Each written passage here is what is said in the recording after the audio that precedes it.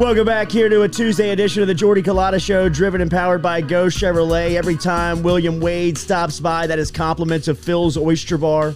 Stop in and check out Phil's Southdown Shopping Center. Anthony and the crew ran into his wife at she was a part of the Best Dress Ball over the weekend. Shout out to Phil's Oyster Bar, who brings us Will Wade every time the General shows up here, and it is game day, a beautiful game day. First question off the top, on a day like today, we know that you're running every day. Do you go treadmill or do you run through campus? Treadmill this morning. Okay. All right. Is this a game day routine? Yeah, I'm a little superstitious on game day, so I run the same amount on the treadmill every morning. Damn, it's a beautiful day. Who talked you into dressing up like a general? Oh, gosh. It was a collective effort. They sent Nelson because they felt like Nelson had my director of ops, Nelly Hernandez. They sent him to make the ask because I think they felt like he had the best chance to convince me to do it. But it's been it's kind of so we started about 6 months ago. We started a group called Basketball 365, basically where we're going to think and talk and worry about basketball year round. Stephanie and Matt Laborde. Stephanie Remp and Matt Laborde started it, and there's about 15 folks in the group. And Dave Haskin, our director of marketing, Cody Worsham, and Emily Dixon from Creative, and Nelson, they kind of got together and came up with this idea. Tommy Kalous, one of our managers, our first year, he's the one who made the original kind of General Wade, the Photoshop or whatnot, and so. They kind of came up with the idea, and then they sent Nelson to get me to go along with it. And I guess Nelly caught me in a moment of weakness. So you initially, you were all in from the jump. Yeah, I mean, I felt like they sold it. I mean, look, I'm for anything that helps engage our fan base, get more people to the arena, helps us, get a home court advantage for our players. Like, I look at everything. Brittany, my administrative assistant, she always asks me, do I need to put this on your calendar? And she goes, I already know the answer. Does it get us closer to winning or not? That's how I look at everything. So if it can help us win, and I can see that it helps us win by getting more people engaged and getting more people to the PMAC, then I'll typically do it. If I don't see any value in it helping us win, I don't do it. And so Nelly knew how to approach me with it. And we said yes. And the first take, the hat was terrible. So I made him go get a new hat. The hat was just awful. The first hat they ordered. So we had to go get they ordered like 2 different style hats, and we settled on the one you saw. It's beautiful, and I think that's why the LSU fan base is so in love with the General and Will Wade, is because he gets it, and he's going to put a product on the floor tonight that is going to be easy to embrace.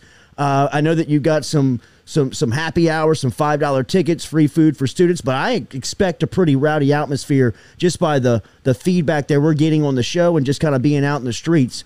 What do you expect the environment to be like tonight on opening night? Well, we're hopeful. We had great turnout. We had a Greek day last Thursday where we took all the presidents and the folks and the fraternities and sororities. We bought them lunch at walk-ons and just engaged them in some different ideas, and they were fired up. We had about double the amount of people come that we thought would come, but I guess free food will do that. Yeah. And so, I'm hopeful that the student section will be great. We're at about 7,000 season tickets. I was texting with Dr. Jones and with the Bingo Brass and the band. I know they're ready to rock and roll. So. I think it'll be a great atmosphere. I told our guys that last night. That was my parting message to our guys last night before we left the hotel was, let's have fun. Like, this is the first time, even in Wani and Gaines and those guys, really outside of Days and Parker, nobody else has experienced a great atmosphere in the PMAC. And let's enjoy it. This is why we work. This is why we do what we do. And let's enjoy it. Let's play hard. Let's play with great attention to detail, and let's play for LSU. How do you look at things like new players and new faces? Like, are you excited to see how people will compete tonight? Are you looking forward to rotations? What is your mindset going into a game day where you're going to see things for the first? I know you guys scrimmaged Baylor and had a couple of private scrimmages, but now in a competitive environment, are you Are you curious about things that how they'll look this evening? I mean, somewhat. I got a pretty good idea. I mean, I've got a really good idea how we're going to look. I think most of the guys, we've seen them through an exhibition in front of fans. We've seen them, in a closed scrimmage setting. So I've got a pretty good feel. We've got a pretty good rotation. We've finally been able to practice with basically our top 8 guys the last 3 or 4 days without a lot of interruption. So I feel like our rhythm will be a little bit better. And, we've got our rotation down. There's not going to be a lot of guessing on the rotation and how many minutes this guy's playing. I met with everybody on Sunday and said, here's how much you're going to play. Here's how much you're going to play the first 30 minutes of the game. And based on that, we'll determine the last 10 minutes of the game. And here's your responsibilities for us this year. And, we went through all that. So I feel like we've kind of done a lot of that stuff earlier than we typically do it. A lot of times in the non-conference, I'm playing 10 or 11 guys trying to figure things out. Like, we're going to play an 8-man rotation tonight. The least amount of minutes will be 15. Most of them are going to be between 22 and 28 minutes. And we're going to roll with those guys, and they all know what they're playing. They all know their expectations, and I have a lot of confidence they're going to be able to get the job done. It'll be a first time for people to lay their eyes on Xavier Pinson, the point guard who transferred in from Missouri. He was a preseason All-SEC team nodder. He got the nod for All-SEC team preseason. What do you expect from him in game one, and how has he been running that position? Well, he's just a calming influence. He's always in control when he's out there on the court. He's just got a very, very, very, very calming presence to him. He's a very good shooter. He's very good at attacking off ball screens, attacking mismatches, being able to read different screening actions, and so I think he's somebody that, we've had really, really good point guards here, from Tremont to Javante and Skyler somewhat. Skyler played on and off the ball for us, but we've had some great point guards, and I think X will certainly continue that. Mwani Wilkinson, I think in watching your practices over the last couple of weeks, it is evident to see his improvement and his confidence. What has been the biggest change from year 1 to 2 from the Las Vegas native? I think you hit on. He's just more confident. He's more sure of himself. He knows he can do it at this level, and he's just he's become an offensive threat. That was our challenge to him in the offseason. It's just work on your game so much that you're an offensive threat. You don't have to be. We're not asking you to be Cam Thomas, but make an open corner 3, being able to hit a pull up, being able to drive it in there 1 or 2 dribbles, and rise up and use your athleticism to score over folks. And he's shown in our exhibition and our scrimmage that he can do that. And I think our fans will see that tonight. It has been cool to watch the Gold Standard, which is a cool behind the scenes look of just what you guys have going on every single day.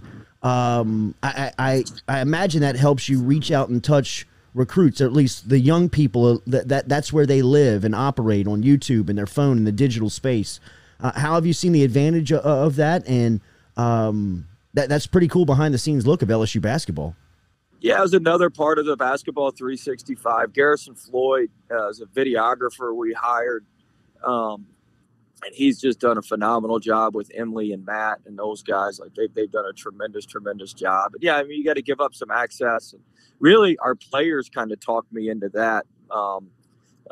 One of our new kids, Ace, came up to me after we finished some of our road games this summer. He's like, "Coach, all these other teams are putting stuff out on video, and we're working so hard, and none of our stuff's out there." And I was like, "Well, Ace, if you got to show everybody what you're doing, you're really not doing it." That's kind of been my philosophy. But then that was what I told him in the moment. Then I went back and I thought about it, and I was like, you know what? He's right. Like, these guys want to be, rewarded for their effort, or at least be able to show everybody their effort. So, and Garrison and the 365 group kind of came to me with the Gold Standard, and so we've gone with it. But it's been great.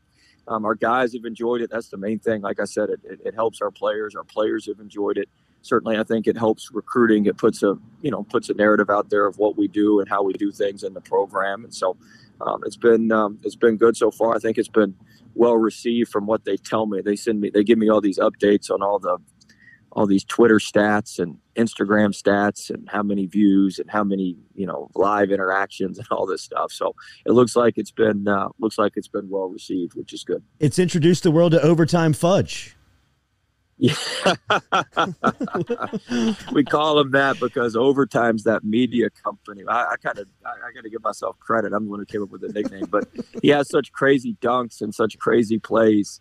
Overtime's the high school media company. And so, I started telling him sometimes, Fudge, we play on like ESPN, not Overtime. So you can't, we got to make the simple plays sometimes, not all these highlight plays, but he could certainly make some highlight plays.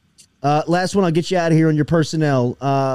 Speaking of highlight plays, it looked like Tari Eason was making a bunch of highlight plays back in mid-October when you went to Nichols for the scrimmage, and he had 22 and 15. It feels like he's a little bit different than people that saw him at Cincinnati. I mean, he's really seen his game evolve here in Baton Rouge. He's worked extremely hard on his game. He is a lot different than Cincinnati. I think he came here for some of our player development and just the one-on-one work, and he's an extremely, extremely hard worker. He's a talented player to begin with, but he's an extremely hard worker, and he's worked on expanding his game to three and being able to make threes with consistency. He shot it well in our exhibition and in our scrimmage. And so that's something he's going to continue doing. When you shoot it well from three, it opens up the rest of the court. He was already good around the rim, rugged around the rim. That's why he averaged 8 and 6, 8 and 7 in the American last year. And so, he's somebody that's going to be a huge contributor, and a great player for us this season. Boot up, baby. We'll see you at the PMAC tonight. Thank you for the time. Boot on up, game guys. day. Appreciate you having me on. Always. Yes, sir. There he is, the General. Will Wade checking in on game day.